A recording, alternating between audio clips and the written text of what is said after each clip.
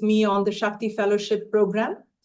And it's been an absolute privilege to work with her and walk with her for many, many years now.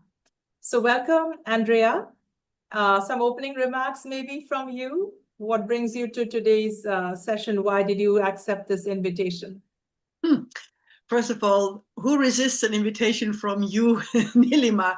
Because you are such a leader in this movement, the Shakti movement and integration movement and wholeness movement. So whenever I get a chance to find a place that you think I could shine a light on, I am in. And I just realized that it's quite some years now that we are traveling together. I didn't even realize that. So thank you for having me, inviting me here, and let's see what the dialogue, where it brings us, because we never know, right? Yes. So actually, because you and I are such believers in honoring the emergent, honoring our capacity to get present, and then from that place of presence, really allowing the higher wisdom that seeks to enter the space for whoever is joining, whoever is going to listen today and in the future. So keeping that in mind, I just want to overview what has happened with this year's theme on truth and reconciliation. I kind of tune in every year to say what is the burning issue that the collective can perhaps address together. And last year was decolonizing ourselves. And this year it felt as if with all that's happening in Israel and Gaza, Russia, Ukraine, Kashmir, and it just feels like there are all these incredible lands that hold conflict, right? And how much pain and suffering they continue to have, and that it goes back centuries sometimes, right? And we don't necessarily see an end in sight. Just when we think things are getting better, it feels as if something upsets the peace process. And it's something of a horror show, right? Like how many people have to die before we can wake up? And what would these lands, if everything carries energy, what would these lands be carrying in their energy field? And those of us who walk those lands, who are deeply interconnected with those lands, how would we be holding that trauma, right? Just like the body keeps the score, the land must be keeping the score too. And that which lies unhealed will continue to perpetuate itself until someone says the buck stops here and we shall heal this and not take it forward. So what is this interdependent relationship between us and the lands we belong to? This is what the series is about this year. The Land Keeps the Score, Healing Ideology Impacted Histories. And I have been in awe at the way it has unfolded. Day one was Kashmir, and we had two Kashmiri Hindus and two Kashmiri Muslims talk about their yearning and their longing for harmony and a return to the paradise that Kashmir is supposed to be. It is like the Milton idea of paradise lost, and how can it one day be paradise regained? Then we had Rashi Bani talk about telomeres, which are these strands of, DNA, RNA inside our cells, and how they can participate in not just regenerating our bodies, but also our land, because the two are strangely in a quantum field interconnected. So it was quite esoteric and deep. We've had Elena do healing inherited grief. We did a lot of understanding and working on the grief we hold in ourselves. We had Juanita Roberson again go deeper into the wound of slavery in the US and describe the Dagara medicine wheel and the 5 elements, and how all of us kind of hold one of them as our core element, and how that element can become a force of transmutation of what we hold for the collective, and how we can show up in that way. We had Ria D'Souza yesterday, who was just mind-blowing for me, because here is one woman whose body seems to hold what happened to the migrants during COVID. And she got blisters on her feet. And, so I'm just kind of blown away by where does the person and the body of a person end? And where does the land they belong to begin? And where does healing really begin? Can the land heal and that heals the person? Can the person heal? Can that heal the land? The macrocosm, microcosm. So this brings me so perfectly to the theme you chose, isn't it? Look at the way this has progressed. Your theme today is the drop is the ocean, how your story heals the whole. And you're going to talk about how each one of us can move from fragmentation to wholeness, right? And you have said our lives are not random. They are sacred assignments woven into the fabric of collective healing.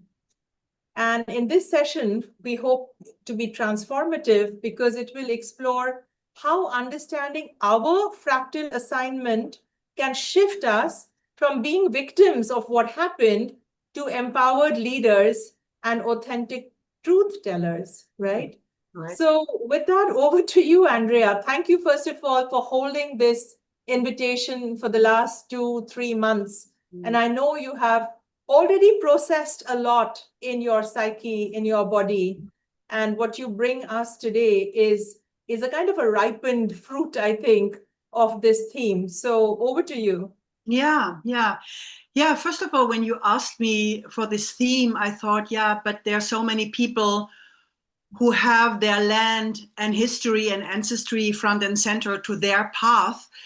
And I have it also because I am from German origin, you could see, but it's not like my entry point to my journey. And so when we talked about it, I realized that there is this sacredness, but also uniqueness to all our personal journeys. So our life actually is the prayer, you could also say. And I think we should start with a given that we carry polarity.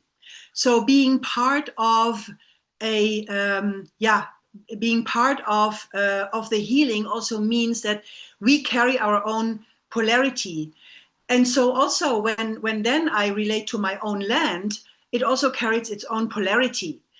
And this is often where it gets really, really tough, because in this polarity, we are also enduring a lot of pain, a lot of, especially if your story is very much tied to trauma, whether it's personal trauma or land trauma, collective trauma.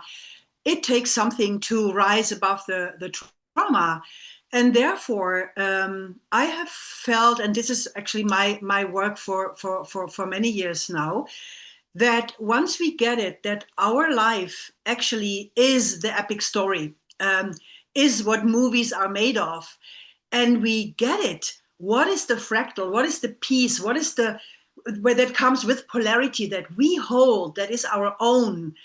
Then we get dignity and really all the oh, you have a more traumatic life than I, or I'm so glad that I didn't get cancer. And, all these things where we then compare really falls away. And we own this fractal. And this is our journey. We work with it. And the polarity piece is part of it. So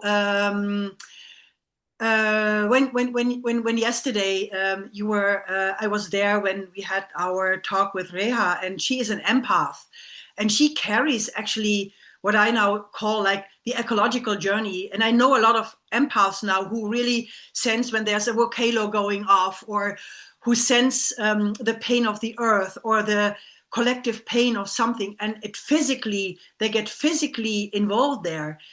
And then like how then to find a way to hold that and not fall into despair. And then I see, if you know that it's yours to hold, then also the grace is coming in. You are graced with certain talents or certain people coming your way. Once you have the thread that you can follow, it's still hard. And I dare to say that all our lives have their own hardships. Whether you're the perpetrator or the victim, we carry the same wound. But there is so much grace also there, to be able to endure and come to a place where we even endure with a certain kind of joy and pride that this is our life, our path. Huh? Yeah, so that's an entry I can go on and forever, but Yeah. So let's go into the idea of the polarity where, like even Juanita says, the slave archetype is carried in both the one who enslaves, yes, as well as the one who became the slave. They are two sides of the same coin. So in truth and reconciliation work, it's always about the oppressor and the oppressed. And how do we heal these stories? And someone like a Juanita will say that the responsibility lies with the one more healed. And actually, in a funny, strange way, the victim may be a little more healed than the perpetrator, because it takes a deeper loss of soul to have been a perpetrator. So if you have been at the victimhood end, then chances are you still have some connection to soul, right? And therefore grace. It's a very strange thing that those who went through the oppression perhaps have greater agency to rise out of it. And the oppressor had a greater soul loss, to have done what they did. And in a funny way, they seem to be more worthy of our compassion, true compassion, right? Not pity. It's so strange. It feels so unfair. Like, where's the justice, right? But at a higher spiritual level, it just feels as if the oppressor has lost more of themselves. Yeah, but imagine, Nilima, like, let's just imagine that somehow, somewhere, we have staged all this in order to heal. Huh? And so we knew we have to go into the matter and play out the story to be able to heal.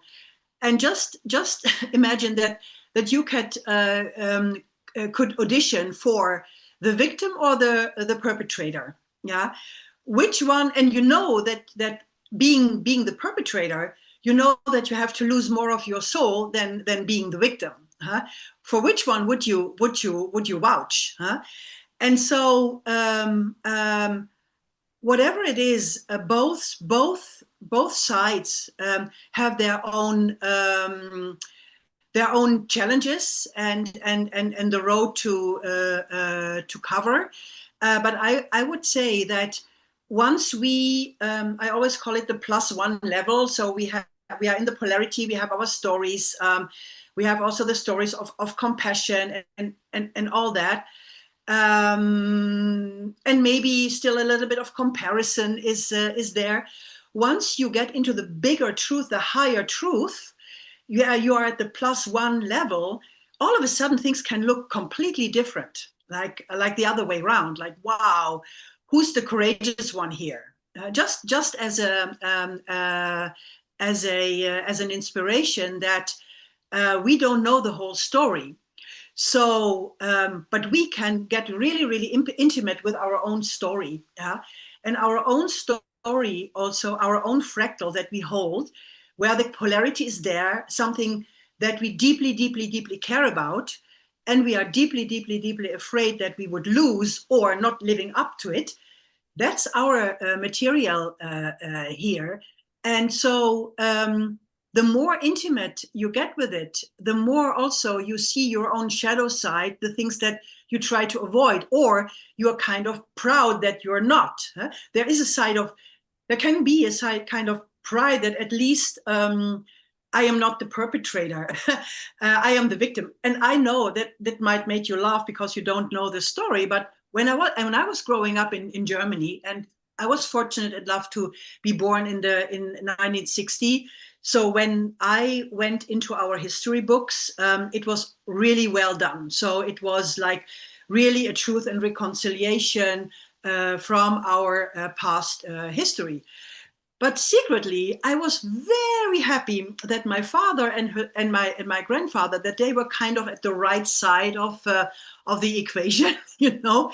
And I remember that my father was saying, like, really, really sincere. He said, "You know what? It was by accident that I ended up on the right side because I didn't want to march, and I'm not someone who takes authority." So, and I later only experienced that it was really, really dangerous when a couple of these youngsters that were not in the Hitler youth, but somewhere, they just were hanged. But he didn't realize. So from an early stage on, I got the broader story. So I didn't get stuck in one narrative. However, the narrative that kind of my family was kind of at the right side for a long time, it gave me some comfort. And later on, I saw how ridiculous that was. So also, let's be aware of where our own pride, our own ego pride still hides somewhere, like that we are glad that we are that and not that, because there's something to look at. There's something to heal, to surface. You know, you and I adore Rumi, Mevlana Rumi, Yes. and among his many quotes, the one that you go to often is "Beyond right doing and wrongdoing is a place, and I'll meet you there." It feels as if humanity has ripened or boiled over to a point where we have to meet in that third place now, right? That's the only way we are going to be able to survive and reconcile and yeah, otherwise we're going to self-destruct because the shoe will always go on the other foot. You know, each perpetrator feels like the other one's victim, right? So it's like each one identifies as the victim and makes the other one their perpetrator. It's incredible. It's just so incredible. And so I just want to share a little bit about how, you know, someone like a Ria is holding the fractal of the earth consciousness, and that is her path to walk, and that is her assignment. I feel suddenly, thanks to these last 4 or 5 days, I feel my assignment, having kind of initiated this movement, I actually felt very fragmented all day today, and I could not explain it. And well, I could, because I noticed in the last few days, there's a strong urge in me for truth telling. And I have gone and, you know, kind of reached out with non-violent communication to a whole bunch of people who I needed to tell my truth. It's almost like it's been sitting in me for so long, but I cannot just let it remain unspoken, untold, right? And I realized and maybe it's because I know if we are doing a truth and reconciliation global movement, then where in my life, what lies unacknowledged, which truth needs to be shared, right? And so I've been doing a bunch of truth telling, but the truth telling makes me feel disoriented and fragmented because it's taken I've suppressed these truths for so long because I did not want to upset a relationship or whatever, right? With very dear loved ones. And when you do that, you feel so unsettled and you feel fragmented. And just before the call, I went to the Samadhi.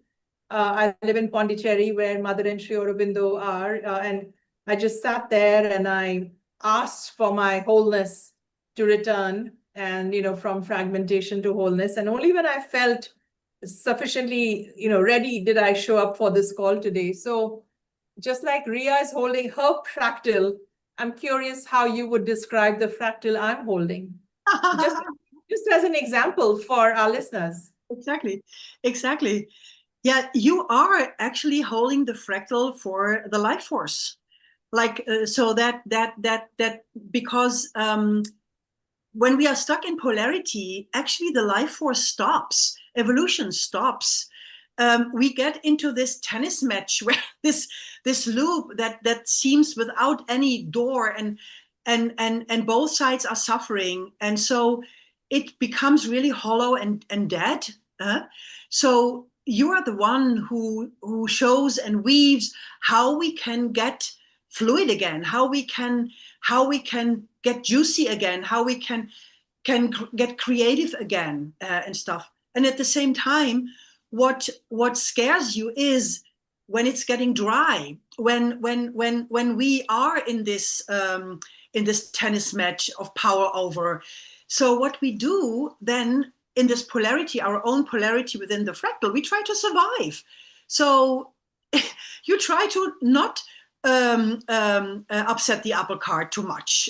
You try to, and we needed to in order to survive when we were little, when we were born into this fractal assignment, we needed to survive. So we were very, very skilled in knowing how to survive the system, because if you wouldn't have survived, like then nothing could happen. So it is kind of awesome that you survived so far, but now, like, okay, what is the cost of me surviving now? What is it that I now have to open up again and be courageous about, and be also messy about, that I avoided all the time in order to be able to stay alive with my assignment here. And this can be very, very unsettling. And again, you meet everything that takes so much courage to do it. Why? Because you kind of knew when you would have done it before, it would be dangerous. And I mean, let's honest, we all know that there are many, many lifetimes that it was dangerous. It was game over. It was game over. But my daughter said something beautiful the other day. She's also such a light worker and soul trooper. She said, "Mom, I know," she also had some guidance there. "I know that for lifetimes and lifetimes, I never made it so far as I did this lifetime." She knew that, and I made it. Yeah, I think none of us have. So we are there where we are, maybe for the first time where we ever were. But now what? It also feels unsettling. It's like we have prepared to arrive where we are now, and we are beyond some momentum. I am sure of that. But it looks still very fractured, and we have no script for that. So now we have to go into this creator mode that we also have been talking. This drama triangle that you can get stuck, and how you can get into what you so beautifully named the Dharma triangle, and in other literature it's called the winner's triangle. Yeah, it's the work of, so the drama triangle is the work of Stephen Karpman. And then what I call the Dharma triangle is the work of David Emerald. Yes. He passed away recently. Yes. But, yes. So honoring these amazing thought leaders. But do share about how you put the drama triangle in the context of today's subject. Yeah. So getting back to us holding a fractal, and us holding the fractal also to kind of overcome polarity. This also means that we have this polarity inside of us. So it's like for a long time in our lives, it's just like we try and we fall back, and we try and we fall back, and we try and we fall back. And the drama triangle describes it from a different perspective, that what we get stuck in is like the victim, the perpetrator, and the rescuer, and then how we flip these sides, and we get stuck in an unhealthy but also immature dynamics. A lot of movies go about that we get stuck in this drama triangle. And for a long time I was not so much interested in the drama triangle, because I knew it's not about the drama, how entertaining it might be, but it's about how do we get out of it. So then there came a period when I understood, of course, certain points that they say, okay, so the perpetrator has to become the challenger. So that's the truth teller, because you know from the purity of your own fractal that this is the truth, your highest truth. Even if the other is not amused or defensive or whatever they can be, but that you tell your truth from your embodied knowledge, your embodied fractal. But then you have let's go to the rescuer, and they say the rescuer has to become the coach. Coach meaning, I can ask you questions and I am in your corner, but you have to take your own responsibility somewhere. So I coach you, I hold you, and together with the challenger, you kind of get an idea what's really going on. And then you can get into the third part, which is like, as a victim, you become the creator. But you know what, Nilima? I first have to understand that I am the creator. So it's not, there is really, I am not a victim at all. I can be the creator. But in order to get into this creative space, I have to work with my fractal, with my shadows. I have to own my pain, my trauma without diminishing it, but kind of knowing that there is a mission, an assignment, or a curriculum, like I sometimes call it, that is specifically yours, and that the coach in the triangle can be really compassionate about, and also the challenger can be really lovingly telling truth, the love of the sword. But at the end, like, we all have to get into this creator mode. And I think kind of this is just emerging, what it really means.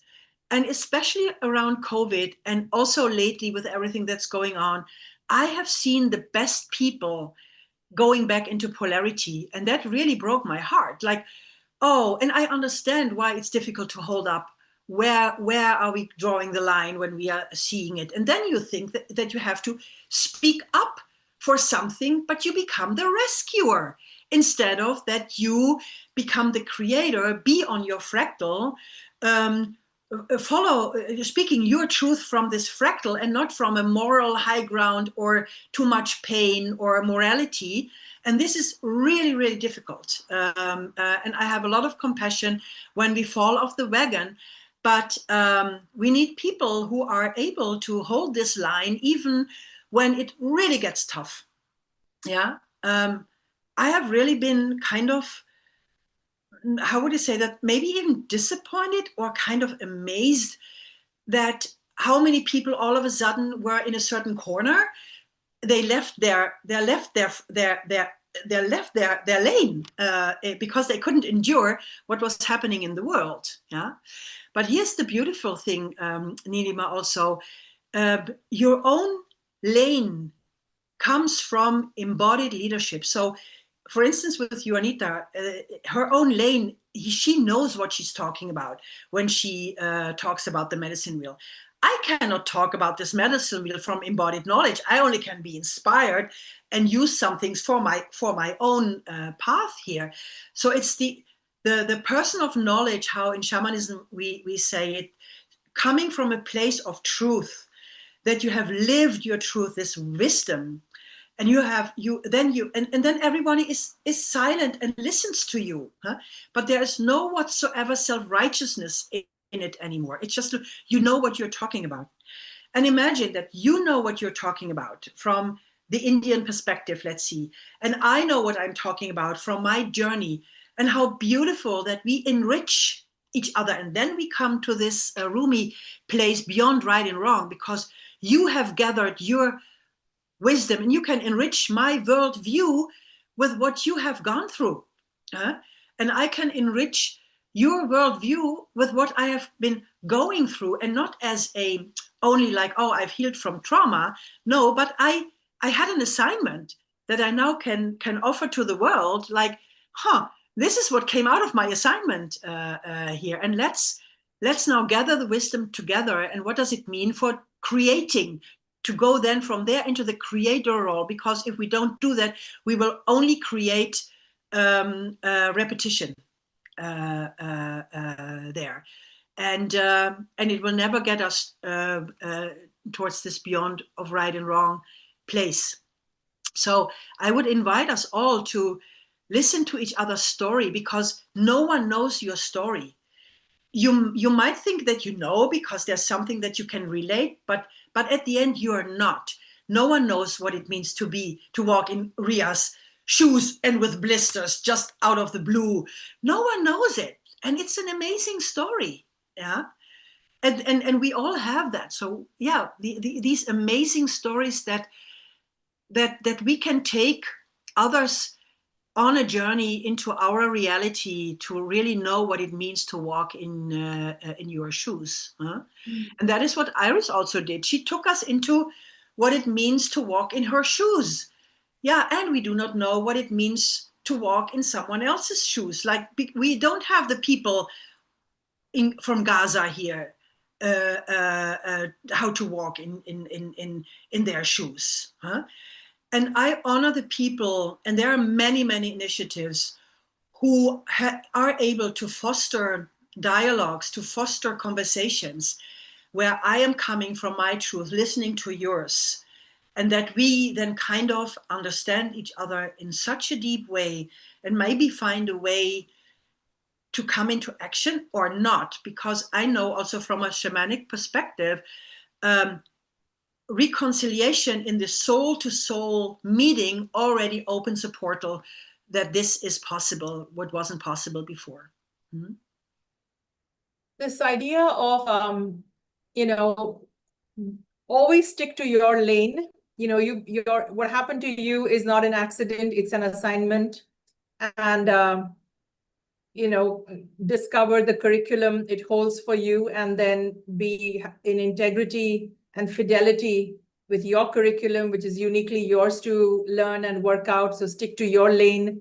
And therefore, sometimes your assignment may be to be the challenger, or your assignment may be to be the coach. So you have to create, regardless of which of the three positions you are in, you're always a creator.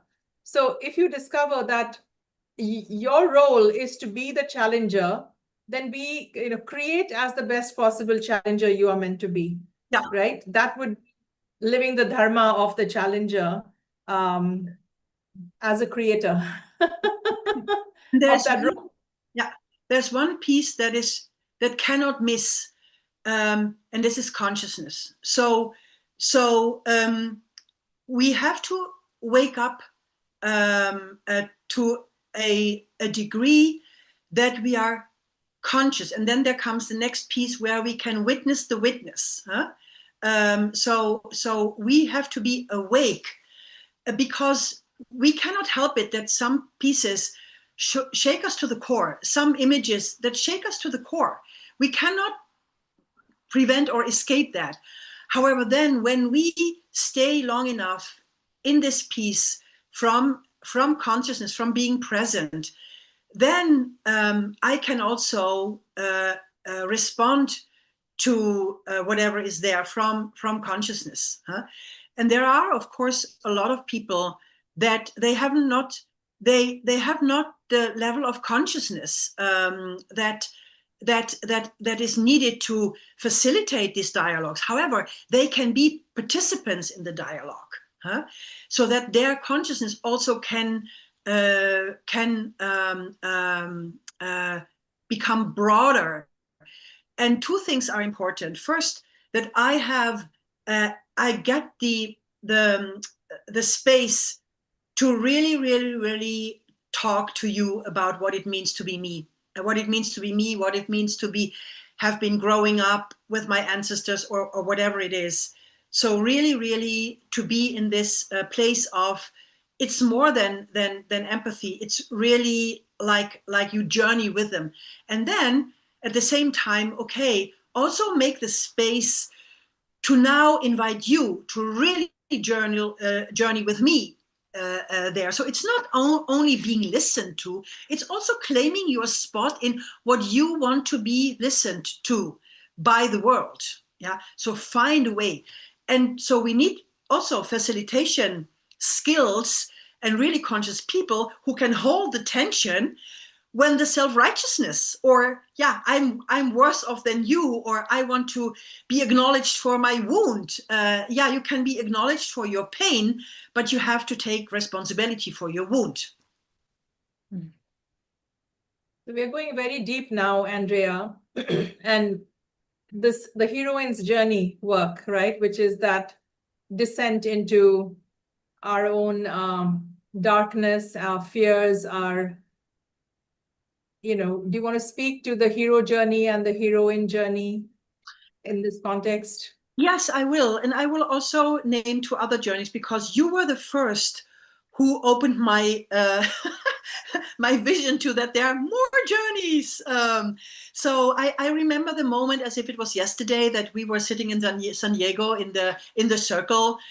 And maybe you even forgot, and maybe it was channeled, but you were talking about that there were actually 4 journeys: the hero's journey, the heroine's journey, the journey to enlightenment, and the ecological journey. And I thought, wow.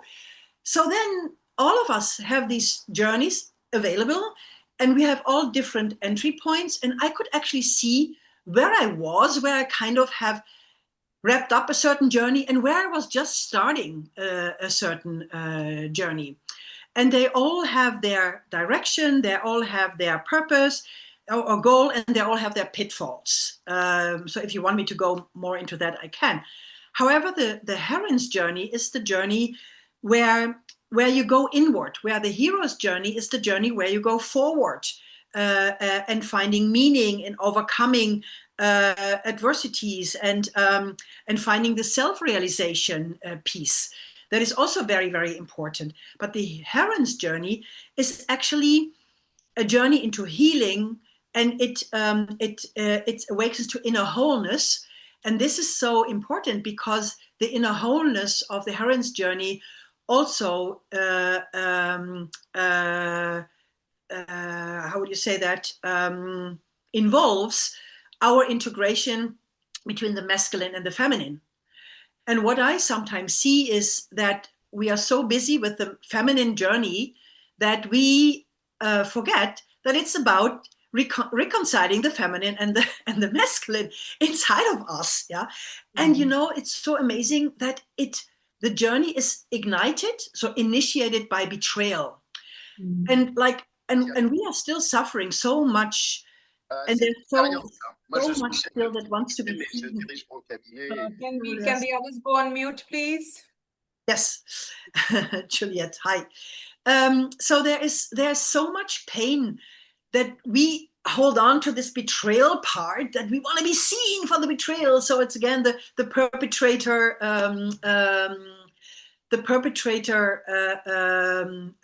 victim piece.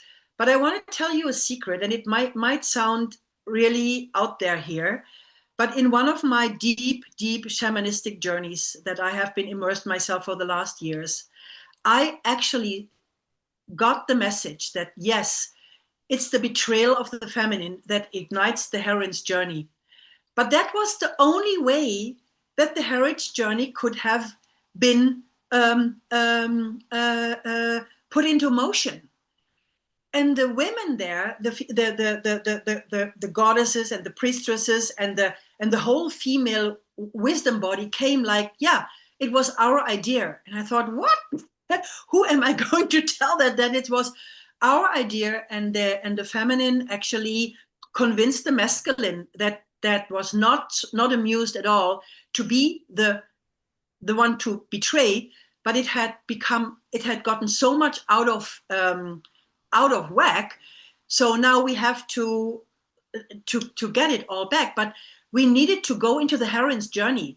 The heroine's journey starts with betrayal. It goes into the inner womb. It kind of peels off every identity until that you are at your core naked, and then you are receptive for the inner wholeness there.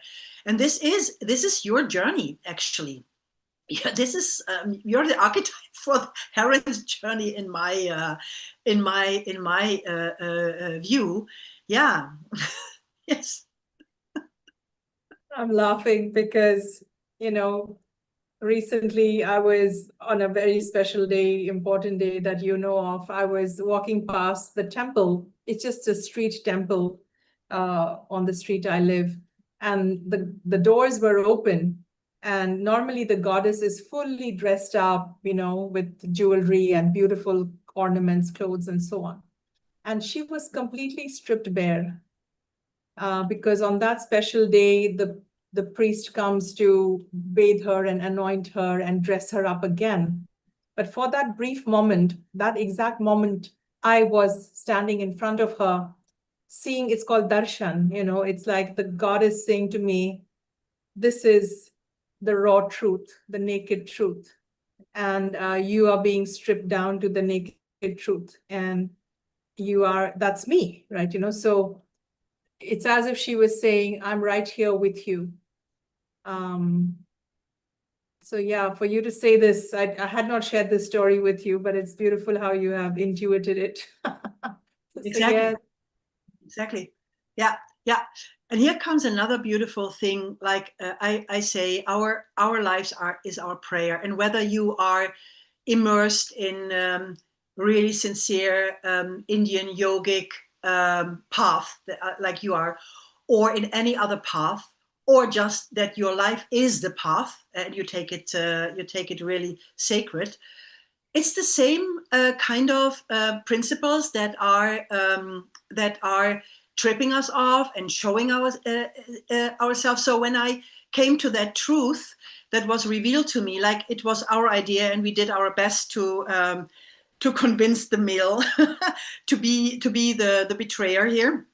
You know how we can have really good ideas, like this is the idea, and then we can be very convincing, only to think later like, oh my God, whose idea was that? Was this such a good idea? And this is also what we are in kind of now.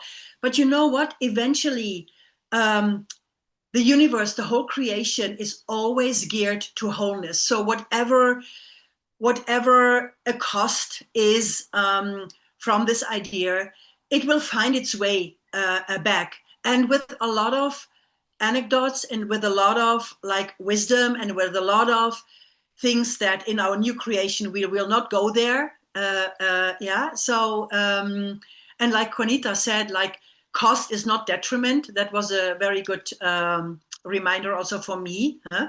So it's never detrimental on the larger scale. And if we also can take that grace in our own lives, we are bubble wrapped. We are protected. We are protected by the purity of our intention. And it gets only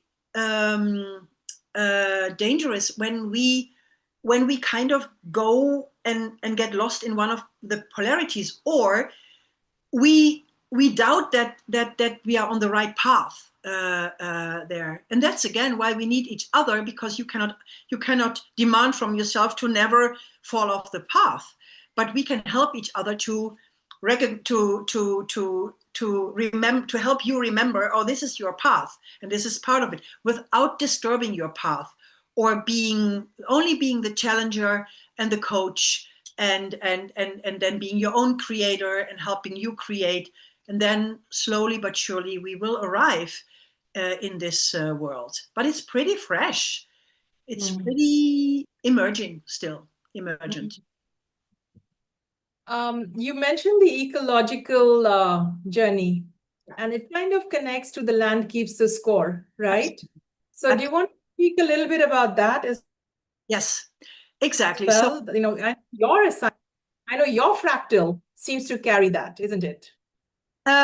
Yes, and maybe I didn't even know that it carried that fractal so deeply. But since I was a kid, the one and only question that I had was, how do we live life? I saw all the drama, and from a very small age, I was already very quiet on tables so that they wouldn't send me away. I found it a lot more interesting, the grown-up discussions, than playing with my own age. So that was my question. How do we do that? Because I knew that it was meant to be lived. It was meant to be lived and experienced. I knew that. And I also could see what a mess it was all the time there. And then, because that was my question, and when you keep one question in your heart, really, it brings you into all these journeys. So it brought me on the path of enlightenment. I was never looking, and you mentioned, I was never looking for that peace. Never, ever. I have all these people who have spent 10 years in a temple, or who were actually on that path. I trapped on it per accident, which was not an accident. So I know that piece, and I can circle back to the truth of our true nature, to the awakening truth. But the ecological journey is actually the journey that so many people also are on, but also suffering, that everything's connected, that you feel the kindredness with the tree and the earth as a living being. So with all that everything's alive.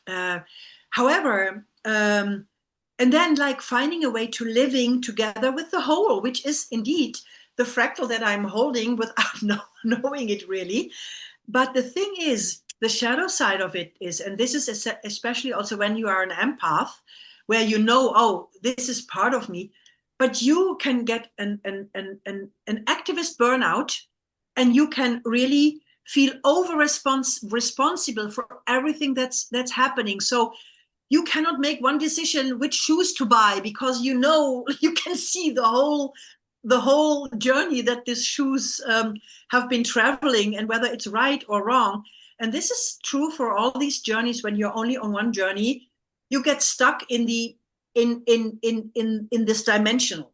So you get stuck in a side of in inertia here. So I also would love that the people who find themselves on this ecological journey, very much connected to the land, very much in rituals, to also know that the tree also knows and carries their own fractal. So we don't have to be only sorry for the tree. We feel the pain, and the tree is happy that it's seen in that.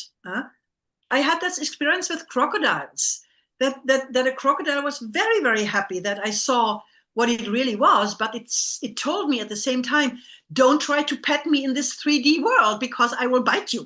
So there's that. So also knowing, being ceremonial. I know that with Li Tru and my Tiara community, we make such a point to live ceremonially, but we had to make a point out of it. You guys live ceremonial. Your whole life is ceremony. But from a Western perspective, we are not brought up with that sacredness. So it is kind of reclaiming it back in our own way. And when you are in your lane, I like that. It also brings you to where you need to be. So I traveled a lot. So it brought me to Peru, to Mali, to a lot of other places where by the time then I didn't know why I needed to be there. Now I know when I am entering a place why I'm supposed to be there. And I do my own ceremonies. Have I been trained in the art of ceremony? Not the protocol per se, but the intention and the outcome is really, really real. So when you stay in your lane, it's not about doing it right, but doing it intentionally with love and sincerity, and then it will generate. Doesn't matter whether you take a card from the left hand or the right hand. No, as long as you are sincere and present, then you can have a ceremonial life. And then the ecological journey, then it will reveal yourself to you, what the tree wants to tell you, or the land wants to tell you. I know when we were in Terra Mera, we were really asking, what does Terra Mera want from us? And it speaks, but it's not something to pity. That is also the thing. This land is proud, like we are proud. It's not something like, oh, this poor land, or, oh my God, you poor thing, that because you have to grow up in. No, we are. It's dignity. Our life has dignity, and we cannot be with pity. You know where your Juanita yesterday said, like, I don't need you as an ally. I need you to take care of your own wound. This is what we now need. Like, I don't need your pity. I don't only need your compassion. I need you to be inspired to go and live your own life and be responsible for this fractal that I need you for, so that we together can move on. That would be my my call out, my shout out with this whole talk that we have. That if you are a drop of the ocean and the ocean is in you, You also have a unique drop that is your assignment and curriculum. And if you stay within your drop and you find its truth and do the reconciliation within it of its polarities, you will have done your part. Yes, and when you then extend it a bit, that this drop is the consciousness where it is, and by you taking care of, again, a fractal of this drop, you make the whole ocean conscious. Yeah, we can also say, like, when you realize something, when the fractal that you're on and you are studying and you are experiencing reveals something to you, a portal opens. So as soon as the revelation is there for everyone, and it always has been, but that makes it a little bit too complicated. But the thing is that you have elevated the whole ocean by being this fractal in your drop, and this is the law of nature. This is what fractals are actually. That the pattern that you carry is the pattern in everything. So you kind of refine the pattern, and this refinement is then available in everything, in every single other drop of the ocean. And this is huge, Nilima. This is so huge. Like, I don't know if people can let it sink easily in that when you hold this assignment in yourself with all the challenges, but also your own inner knowing sacred, then you elevate the whole, and this is like a single person could create peace on earth by doing that. We are kind of in the vicinity, or we already have crossed it, I don't know, and now we are with the aftermath. The rest is there. I don't know that, but I know that we are that what Rumi says with being the drop is actually also we elevate the whole thing. One dialogue, one soul to soul meeting that wasn't there before makes it possible for everyone. It's opening portals. This is so precious, and it kind of brings me back to the point you were making earlier, that a day comes where you walk alone and everyone, and even in the heroine's journey, right? Like everyone just falls away and it's her with herself, right? And that nakedness, Exactly. with the betrayal from all the relationships, right? Which were an act of grace Yes. in some soul contract that she signed up for. So no real villains, really, just actors. Yeah, so I want you to also speak about how you have been doing these journeys where you dissolved completely into the earth. What was that experience like? Oh my God. That's my latest one. And I thought, and I decided, like let this be maybe the last one for some time, because it is, and it is part of the ecological journey that I wasn't even aware that might have been the biggest assignment, where I had to let myself die big time. And I have done, after my car accident a couple of years ago, I kind of was also, I woke up to, I have to do something. So I went into a shamanic path. I don't call myself a shaman, but I took it very seriously, the principles and the experience there. And as part of that, I also did some psychedelics journey. I was called to do them. I didn't do them because of boredom or stuff, but I was really called to do them. And the last one was, and they, when I had them, they were never funny. You know how I have this joke like, it's all one big joke, but it's not always funny. Now, it's really not funny what you experience. And I had such a resistance to let myself completely die because I was so afraid to leave the earth behind unprotected.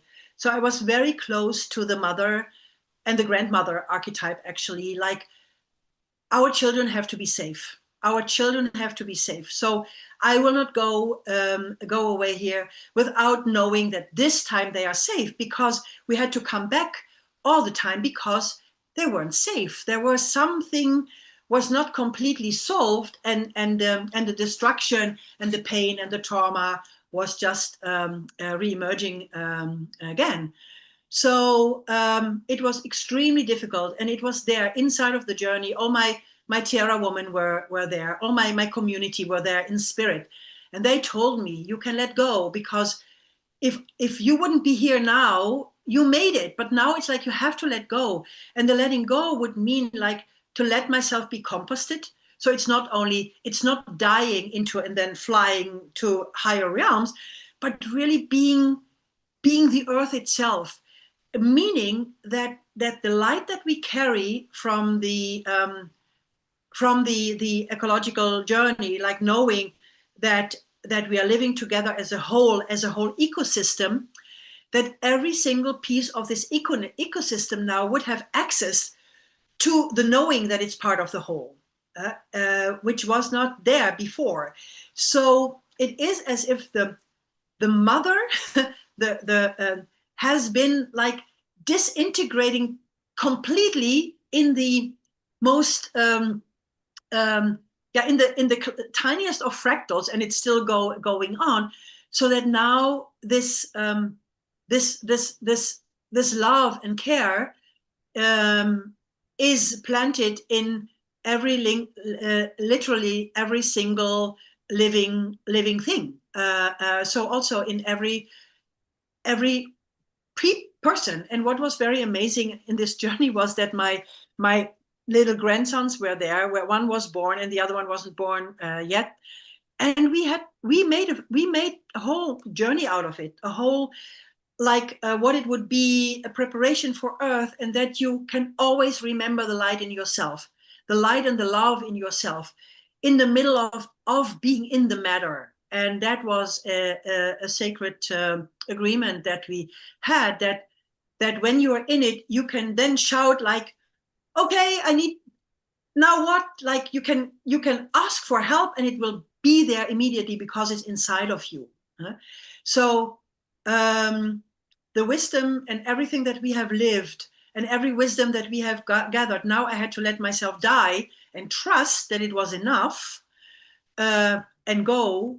And it was extremely difficult to let myself die in this moment. And I also had all the help of people who put their hands on me. I mean, I cannot, like, I don't know.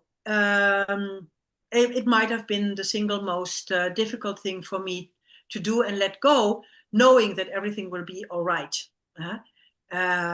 Also carrying wounds where I have been tricked into going where it was not yet done. So that was my own trauma from my own fractal piece also showed itself there. How can I surrender and leave it now behind when before I was tricked and it was not so? Mm-hmm. So, but I did it. So yeah, I had to with the help of all you were tested. You tested and you passed the test, and it's as if you dissolved into the earth. So now you have become the earth. Yes, exactly. It's the same metaphor of the drop in the ocean, right? That or the river that goes to the sea, right? Mm-hmm. It trembles a little as it enters Khalil Gibran because it knows it's going to end. But what it becomes is it becomes the sea, it becomes the ocean. It gives up a limited self to become a more unlimited self. And yet it trembles in that moment. Absolutely. And the trembling was severe. And just a little joke, I had my Fitbit on. So you lie still for hours and hours and hours. But my Fitbit granted me an extra 5,000 steps and 35 calories. So it was like as if I have been walking. And I was still the whole time. So, wow. Yeah. One thing that comes to mind that makes it so precious to know that these 4 journeys are there, because I also saw many people who kind of get stuck in the enlightenment journey, like Adyashanti has been testifying to that so beautifully, because the waking up part, some people think then they are done when they are there, because you wake up to your true nature, and this is an imprint. It's undeniable, and it's complete liberation. But what many people don't understand, and Adyashanti has testified to that, and since then I've seen it also when I look at the internet with the gurus who I know have taken this this journey, you have to then descend again. They have to descend. The only way from there is back down. And you know, I mean, you know Sri Aurobindo and the mother a lot better, but this is why what makes me so kindred with their teachings, that it's the descent, and this is the heroine's journey. Like, and there are a lot of enlightened gurus, they are men. Okay, so now now do the heroine's journey, the journey of the heart. Go inside. Mm-hmm. Journey of the earth and the body, right? Yes, exactly. And the matter, going deeper and deeper and deeper into the matter. And I don't know how deep it goes. We are still in it. We don't know, but it is as awesome and as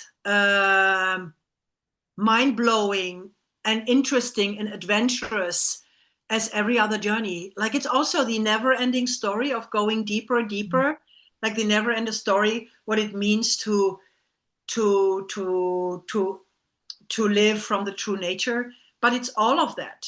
That's the mother describes going deep, deep, deep into the inconscient, and then finally she hits this wellspring of light that just pummels her all the way out into cosmic consciousness. Exactly. So basically, you hit a ground where it brings you back. It's a loop. It's a loop. Exactly. It's a continuum from one end to the other, and the two ends are connected. Yes, they are connected. And there is, for a long time, and this is also when you are on your fractal, and you get intimate with your with this little piece of the diamond that you're, and you know that this diamond also, they have different cuts, and then it could go into endless, and then it would be even more beautiful and vibrant.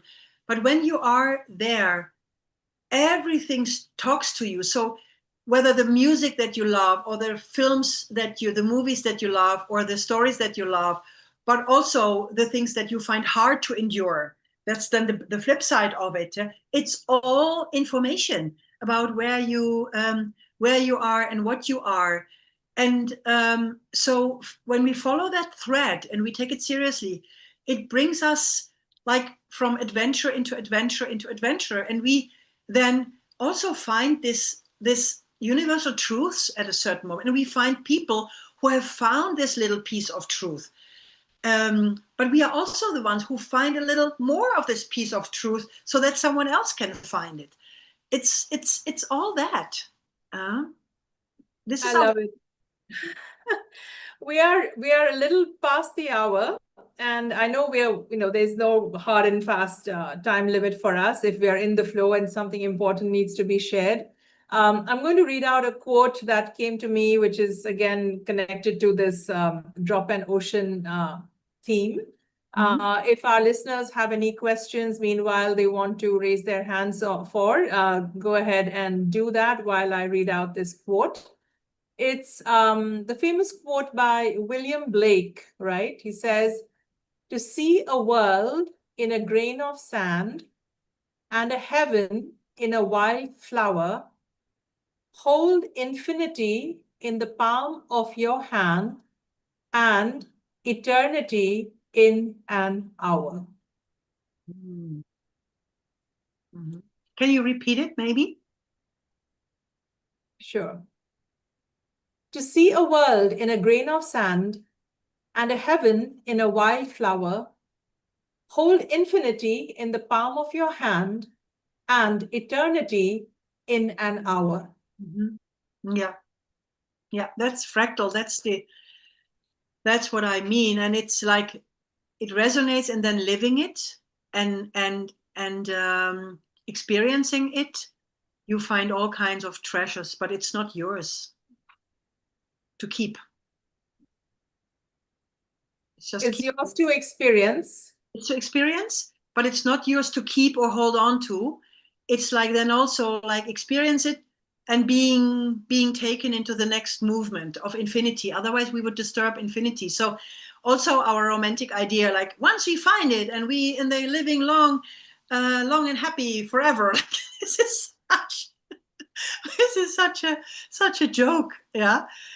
And it's also when it comes to grieving, like letting go of something we have found, also like, there we go again. It also then requires the art of grieving. Then we have to let go of something that felt belonging and felt so good for a moment. But this is being part of infinity, means like creation and being then destructed in the form and being a new creation. So learning that, also learning to live the infinite, learning to live the finite in form. That's also a lifelong assignment for all of us. To reframe grieving as just the Kala Chakra of impermanence, Yes, right? exactly. Yeah. You know, I feel this hour with you, Andrea, has been like I lived eternity in an hour because you took us so deep and so wide beyond all polarity and duality. It really feels like you stand in that third place beyond right doing and wrongdoing. And just listening to you saying, you know, women signed up for betrayal because that is the curriculum they needed to move into their next level of wholeness. And that they walk alone on that path, you know, all those relationships that would have propped them up but held them back fall away. It's very precious, very, very precious. And the fact that all the so-called villains are just you and the two are one. And it's all this inner reconciliation. The war was always within, right? Where there is a hero, there is a heroine, but there's also a villain. And this kind of trinity plays out inside each one of us until it gets reconciled. And all the relationships outside of us are mere mirrors of what's going on inside of us. So it's just very, very precious, very humbling. I'm almost emotional about, you know, understanding at a spiritual level the sacrifice of the villains in my life, the roles they have played so that I could grow and I could do my assignment and my curriculum. Right? We have, I think perhaps in closing, from Tanishta. Tanishta, do you want to speak it out and come on the call?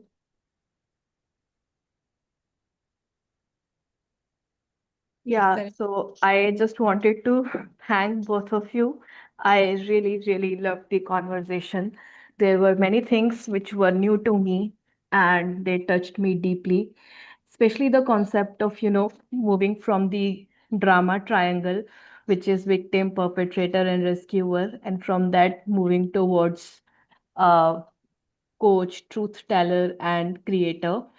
And for me personally, one of the biggest takeaways from this conversation was that acknowledging the wound at the same time taking responsibility of the wound together. So I'm really grateful for the conversation that we had.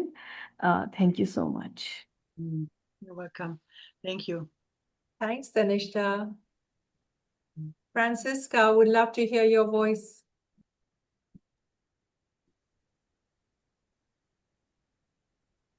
Thank you, Nilima and Andrea. Well, I'm so totally vibrating with you and